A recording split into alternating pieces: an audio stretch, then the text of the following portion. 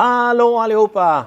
Välkomna till vår kanal där vi befinner oss på BSR i Växjö. Och det gör vi av en speciell anledning. Jo, det är nämligen så att det har kommit mycket diskussioner i olika forum om det här med diesel och vad det är för något som gäller. Blankdiesel eller B0 och B7 och allt vad det här heter.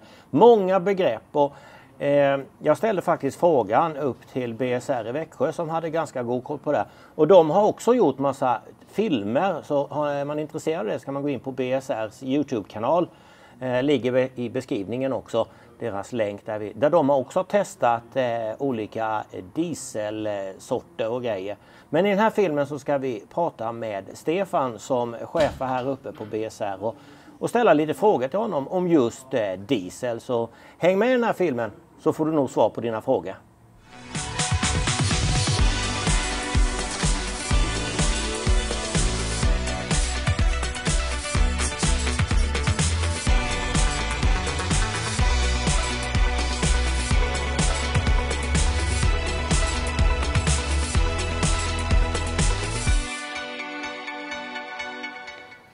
Goddag Stefan! Nej men hejsan! Då är vi här uppe på BSR igen. Ni är alltid välkomna. Ja, det är alltid roligt att vara här för det händer alltid någonting när man är här uppe. Trimmade bilar och optimerade bilar och mycket att prata om. Vi brinner ju för bilar. Ja, det märks. Det märks. Ja, vi ser här i bakgrunden har vi en liten äldre bil. Ja, precis. Ett ladugårdsfynd som jag inte kunde motstå. Så den har jag renoverat och gjort i ordning. En Mercedes från 1950. Men den gick inte att motoroptimera va? Nej, det var svår alltså. Det måste jag säga. En liten förgasare och brytartändsystem. Nej, det går ingen turbo. Nej, ingenting alls. Det fanns inget OBD-uttag eller vad det heter. Jo, det heter det. OBD heter det. OBD, precis. Ja. Nej, det är inget sånt. Nej, så det går inte. Men det är inte därför vi är här. Vi är här för att prata om diesel. Och min första fråga är, vad är skillnaden mellan B0 och B7 i första hand? Vad är det? Ja, alltså B7 är ju den vanliga, det som vi kallar mackdiesel om man säger så. Och det är lite tillsatser och det varierar från både från tillverkare till tillverkare och beroende på vilka politiker vi har. Så, men det är det vanliga diesel, B7 då. Och det brukar stå på handtaget eller precis där man tar i handtaget då. Ja just det står B7 ja. Det stämmer det.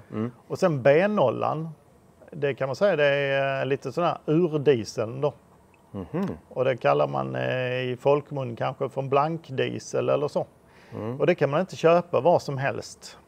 Nej, det vet jag att det är knepigt. Jag vet att hemma har vi en mack och där vallfärdar folk till att tanka sina husbilar på det här blankdiesel för de har blankdiesel. Ja.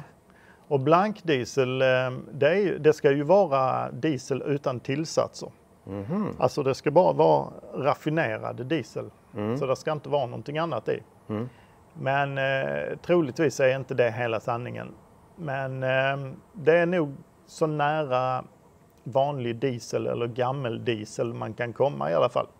Och det luktar diesel. Ja. Det gör inte den andra då. Nej, det har du nog rätt i när man tankar. Ja, det blir ju en speciell bränsledoft om man säger så. Men det skiljer faktiskt. För jag har ju tankat både och. Så det är ju en skillnad på doften. Ja, det är det. Men B7, vad är det man tillsätter hos mackarna för att det ska bli en B7? Ja, det skiljer från tillverkare till tillverkare. Så att det kan man inte säga så rakt upp och ner. Utan det är olika. Så men det är någon av vegetabiliska oljor eller grejer? Ja, det brukar ju vara ett sådant alternativ som de häller i för att spä ut den och att vi ska köra med mindre fossilbränsle så att säga. Mera miljövänligt. Mer miljövänligt. Ja, för det finns ju, vad jag har förstått och kunnat höra så finns reduktionsplikt eller vad kallas det för? Ja. Så fint ord har jag lärt mig. Precis, och det är ju som politikerna använder sig utav då. Och det kan variera då, vilket vi har sett på senare tid. Så det är olika mängd som används då av andra ämnen. Olika procent. Olika procent. Ja, för det så jag tror Teknikens Värld gjorde någon någon reportage för 1-2 år sedan och liknande där de hade spesat upp de olika mackarna, hur många procent. Just vid det tillfället ska sägas, det är kanske inte så att det är alltid, men just vid det tillfället så hade de presenterat att Prim tror jag låg ganska högt på 14%, men det är ju nog 2 år sedan den presenterades som de hade tillsatt då i B7. Ja. Man kan säga det enda man kan vara helt säker på det är att det varierar och att det ändras. Ja, hela tiden. Ja. Hela tiden. Ja. Men den bränslen vi normalt sett kan få i mackarna när vi tankar, det är då B7. Yep. Ja, det här svarta handtaget. Svart handtag. Ja, och titta att det står B7. Ja. Ja. Är det någon skillnad på att köra, jag vet ju att ni gör ju massvis med tester här på BSR, men är det någon skillnad att köra på blankdiesel eller B0 eller B7? Blir det någon märkbar skillnad? Det korta svaret på det är nej. Det är så pass? Det blir det inte. Ja. Men man kan säga så här, det upprör ju mycket känslor detta här. Och det är många som upplever att det blir stor skillnad eller så. Och vi har gjort så att vi har mätt effekten, motoreffekt. Och då använder vi en BMW 320 diesel från 2019. Och nej, eller ja, eller nej, eller kanske. Då kunde vi se att effekten ökade när man körde med B0, alltså det är blankdieseln. Ja. Och det rörde sig med ett par 3 hästkrafter då. Det var inte mer.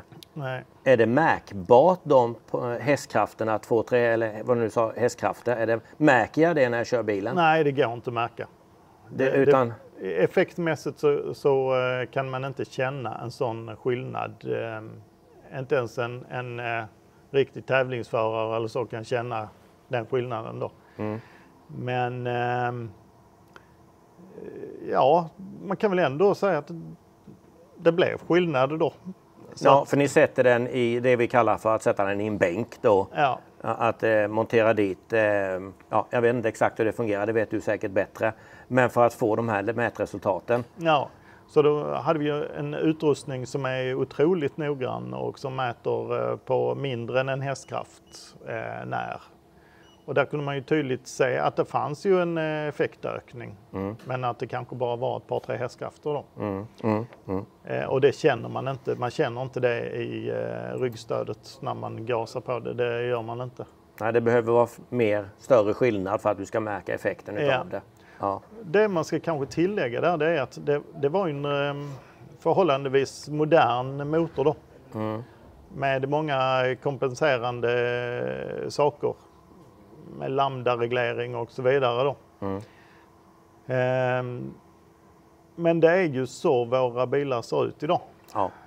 Vi har lambda-reglering och nu pratar vi ju lite husbilar här.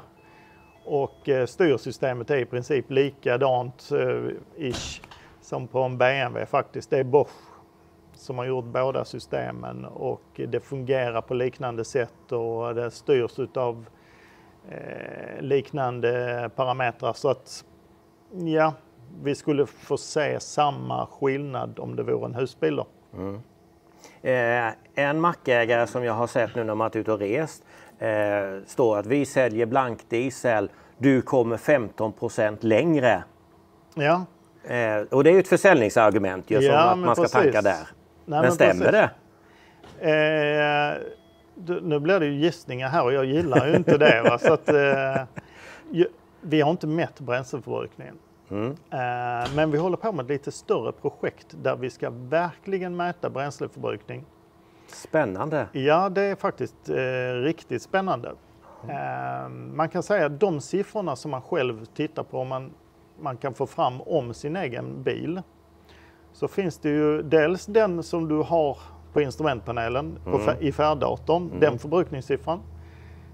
Den skiljer ju ganska så radikalt beroende på vem det är som kör din bil. Ja, körstilen självklart. Körstilen. Har man blyfot så blir det ju säkerligen betydligt högre bränsleförbrukning. Och kör man det ekonomiska som jag vet man lär sig på körskolorna nu när man ska växla och sådana här saker så ser det lite annorlunda ut. Ja men precis. Och sen så är det dessutom frågan om du kör på landsväg eller du kör i stan. Sen är det ju temperaturer. Just det. Och så det är många olika faktorer och lasten i bilen och så vidare. Sen så har du en annan siffra och det är om du skulle göra som så att du tar mätarställningen och sen så tankar du fullt. Och kontrollerar verkligen utifrån mätarställning och mäter ifrån bensinmackens mätare då hur mycket bränsle som går i den. Då får du en annan siffra. Ja. Sen har du ytterligare en siffra och det är den som bilen så att säga är certifierad med. Som finns för just din bil. Hur mycket den förbrukar vid blandad körning till exempel. Där kan man säga att det är väl den siffran som är mest abstrakt. Eller det är den som skiljer mest ifrån den siffran som man själv får fram då. Så vi tänkte oss ett helt annat sätt att mäta förbrukningen då. Och det blir mycket mer verklighetsanpassat då. Så vi får väl återkomma med det. Ja, häng på BSRs YouTube-kanal så kommer det mer filmer och det finns ju som sagt var filmer redan där om olika dieseltyper och effekter. Men jag är inte riktigt färdig med det igen för jag har ju lite fler frågor det här för det har ju skapat jättemycket intresse med dieseln. För den kostar ju dels en hel del och man förbrukar en hel del när man är ute på resor och man kör som sagt var. Ja. Är blankdiesel, alltså B0, bättre för motorn kontra B7? Ja, precis. Nu börjar vi komma in på heta ämnen då. Ja, för det är säkert en sån fråga som man funderar på där hemma. Varför man nu vallfärdar till att tanka blankdiesel i sin husbil. Ja, men precis. Nej, men alltså jag skulle vilja faktiskt dra paralleller med båtindustrin och på den marina sidan. Där skulle man inte få för sig och lägga upp en båt inför vintern med B7. Okej. Varför kan det vara så att... Det händer konstiga saker med bränsle, eller har inträffat. Konstiga saker med bränsle som står länge. Där man har vegetabiliska ämnen och så här i som kanske till och med har börjat gro eller... Ja, det finns många olika namn på det här och det ser väldigt olika ut det som finns i tanken då efter en tids förvaring då, där det har stått still. Separera bränslet ifrån det här B7-blandningen som är, om man säger så. Det finns påstående om det, att det separerar. Men även att det gror eller att det växer då. Oj. Så ja, det finns hemska berättelser och bilder om det på nätet. Så. Men om man ska vara lite mer på den säkra sidan, då inför en vinterförvaring till exempel, eller en längre tids förvaring när man inte använder bilen, så är det bättre med B0, det är det ju. Där händer inget sånt. Men du pratar här om att det kan börja växa. Vilken tid pratar vi om? Är det 3 månader, 6 månader, 12 månader eller hur långt pratar vi ungefär? Det är nog en längre tid. Ja. Så det är nog många månader är det ju troligen då. Men hur saker och ting växer är ju beroende av syretillförsel och temperatur och om det står still eller om det rör sig och så vidare. Så att det är väldigt många parametrar som bestämmer huruvida bränslet försämras kraftigt eller bara lite grann då. Ja, för jag har ju också läst någonstans på, det var ju ett husbilsforum eller någon Facebook-sida och liknande, att ska du vinterförvara din bil så ska du tanka den full. Ja, för att det ska bildas kondens i tanken som blandar sig med dieseln. Ja, men precis. Så gör man ju i alla fall när det gäller båtar då.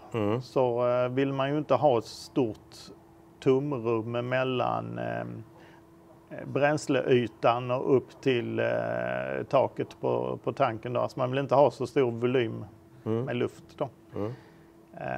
Så det ligger nog rätt så mycket i det. Samtidigt som man kanske inte vill ha in någon växtlighet i tanken. Nej, jag kan ju bara föreställa mig vad som händer om jag nu häller i B7 med den här kallade för rapsoljan och det börjar separera. Jag kan ju bara föreställa mig mardrömsscenariot när den väl tar ut husbilen ur sin vinterförvaring. Ja, men precis. Jag tror inte man ska vara så rädd för det, men det finns skräckexempel, det gör det. Så då är det ju, ska man vara riktigt säker, så är det ju antingen använda husbilen på vinterhalvåret också. För det är ju kul att köra husbil på vintern med. Det håller jag med om. Det gör vi. Vi kör husbil året om. Ja, även på julafton. Ja. Och kommer man över B0 så är det ju klart, det är lite säkrare, det är det. Ja. Hoppas ni har blivit klokare på vad ni ska tanka era husbilar och personbil också för den delen. Jag tackar dig, Stefan, för din expertkunskap när det gäller det här med diesel. Trevligt att vara. Och jag ser fram emot att komma fram och prata mer om olika grejer som har med husbilar att göra. Vi har ju lite idéer som vi skulle kunna plocka fram igen också. Ja, verkligen kul. Ni är alltid välkomna. Så är det. Tack så mycket. Tack. Tack för att ni har tittat och tycker det här var kul och spännande och vill se mer utav detta. Skriv gärna en kommentar. Prenumerera självklart, men allt det där kan ni. Och så stänger vi denna filmen och vi säger som vi brukar säga. Ta hand om varandra, kör försiktigt och ha det bäst.